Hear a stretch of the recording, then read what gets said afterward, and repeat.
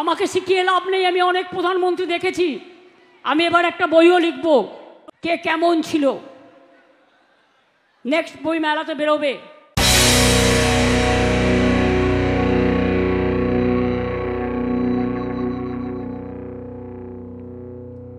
অভিষেক correctly বলেছে, আজকে তৃণমূলকে বাম বিজেপির সাথে শুধু লড়াই করতে হয় না, যত শক্তি আছে সব শক্তির বিরুদ্ধে লড়াই করতে হয়। আমাদের পরিযায়ী শ্রমিকদের উপর অত্যাচার করে তখন মুখের বোল ফোটে না। পরশুদিনও হাবড়ায় একজন মারা গেছেন, তাকে মহারাষ্ট্রে মারা হয়েছিল। 22 লক্ষ বাংলার পরিযায়ী শ্রমিক যারা কাজ ভালো করে তাদের ডেকে নিয়ে যাওয়া হয়, তাদের স্কিল আছে, তাদের গুণ আছে। অথচ দেখুন আমাদের এখানেও 1.5 কোটি পরিযায়ী শ্রমিক কাজ করে, তাদের আমরা ভাই বোনের মতো ভালোবাসি। কই আমরা তো তাদের উপর অত্যাচার করি না, কারণ এটাই বাংলা।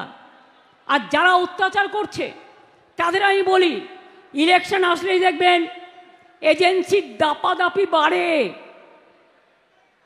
একটা এজেন্সি নয়, আগে কখনো সেন্ট্রাল এজেন্সিরা বিজেপি করতো না, কোনো পলিটিক্যাল পার্টি করতো না।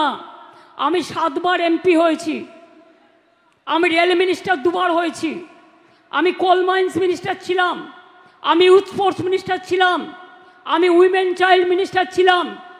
ন্যাশনাল উইমেন কমিশন আমার সময় তৈরি হয়েছিল, স্পোর্টস একাডেমি আমার সময় তৈরি হয়েছিল। সেই জন্য এখন ছেলে মেয়েরা ভালো রেজাল্ট করছে, এত দিন ধরে প্ল্যানিং করার ফলে। আমাকে শিখিয়ে লাভ নেই, আমি অনেক প্রধানমন্ত্রী দেখেছি। আমি এবার একটা বইও লিখব, কে কেমন ছিল। নেক্সট বই মেলাতে বেরোবে। আপনারা দেখবেন একটা বই লিপিবদ্ধ আমি দিয়েছি, কিছু কাজ অন্তত তার মধ্যে লিপিবদ্ধ করা আছে আমি কি করেছি।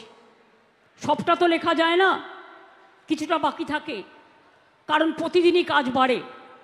তা সত্ত্বেও বলি, আপনারা জানেন বাংলায় যারা বলেছিল বিজেপি সরকার প্রতি বছরে 2 কোটি লোকের চাকরি দেবে, তারা প্রতি বছরে কত কোটি লোকের চাকরি খেয়েছেন এই 14 বছরে? আর আমাদের আমলে আমরা কিন্তু 2 কোটি লোকের চাকরি দিয়েছি এবং আমরা অনেক কর্মসংস্থান করেছি।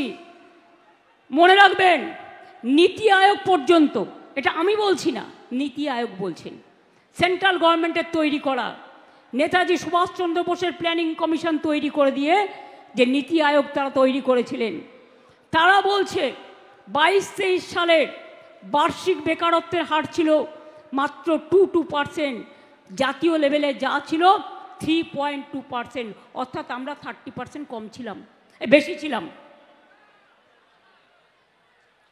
বেকারত্বের হার আমরা কমিয়েছি 40%, বেকারত্বের হার আমরা কমিয়েছি।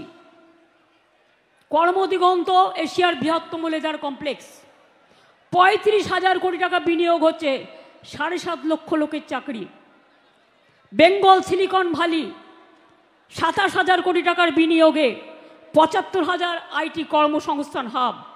মেট্রো কোচ, ওয়াগন ফ্যাক্টরি, জাহাজ factory, steel factory, power factory, Deucha Pachami, Jangalmahal, 6টা economic corridor, industrial park, MSME, small scale, medium scale, আমরা নাম্বার 1। স্কিলে আমরা নাম্বার 1।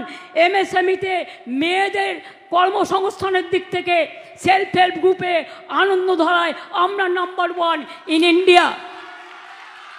আর জানেন কেন? কিছু হিংসুটে লোক আছে, দেখলেই জলে আর লুচির মতো ফলে। এরা হচ্ছে তাই 100 দিনের কাজে পরপর 4 বছর 5 বছর আমরা 1 নম্বরে ছিলাম। গ্রামীণ আবাস যোজনায় 1 নম্বরে ছিলাম, রাস্তা তৈরিতে 1 নম্বরে ছিলাম। তাই সেলফিশ জায়েন্টরা, যারা হাই লোডেড ভাইরাস, বুঝলেন কিছু, যারা হাই লোডেড ভাইরাস আর যাদের হিমালয়ান ইনকম্পিটেন্স আছে, তারা হিংসে করে আমাদের টাকা বন্ধ করে দিয়ে ভাবছে, আর পরিযায়ী শ্রমিকদের টাকা বন্ধ করে দিয়ে ভাবছে, তাদের কর্ম কেড়ে নিয়ে ভাবছে এনআরসি চালু করবে আর এনআরসি চালু করে সবার ভোটার অধিকার কেড়ে নেবে। আমরা বলছি জীবন থাকতে কারো ভোটার অধিকার আমরা কাটতে দেব না।